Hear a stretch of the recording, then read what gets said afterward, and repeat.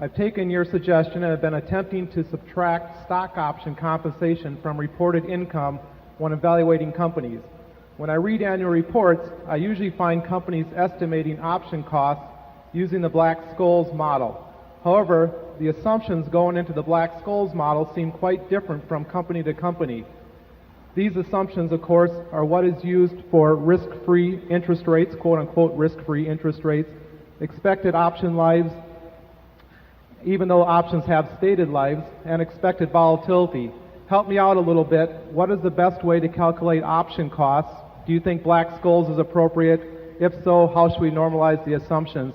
And just one short follow-up. How can we possibly estimate future earnings for companies when companies, such as even Microsoft last week, in response to a lower stock price, simply reissue a bunch of new options? Yeah, I can tell you from some personal experience that companies attempt to use the lowest figure they can, even though it doesn't hit the income account. So they like to make fairly short assumptions as to the life of the options, even though they're granted on a 10-year basis, because they'll make certain assumptions about exercise date or forfeiture and so on.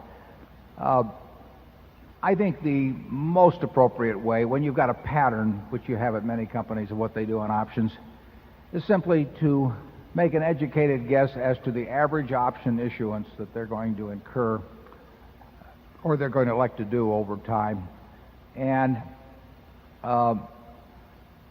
generally, I mean, what you really want to, if you were to be precise, you would try to figure out what they could have sold those options for in the open market, because that is the opportunity cost of giving them to the employees instead of selling the same option in the market.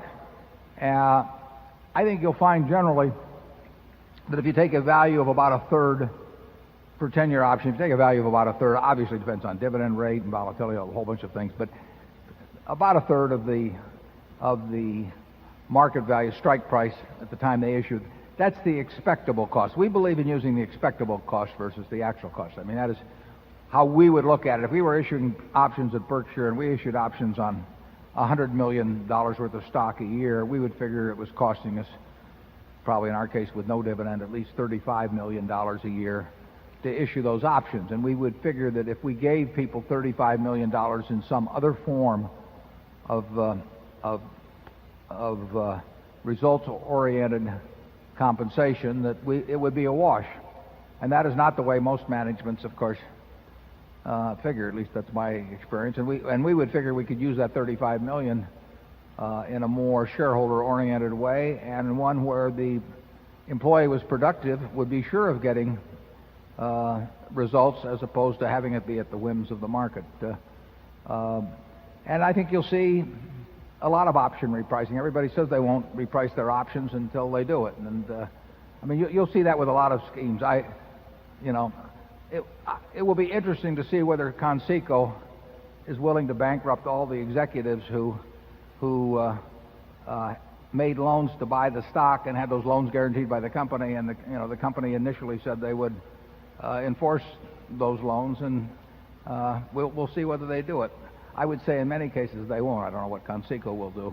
But a lot of things that are said in connection with executive in option schemes and that sort of thing are what they'll do if it works in their favor, and then they'll do something else if it doesn't work in their favor, and that's not spelled out in the initial approval that's granted.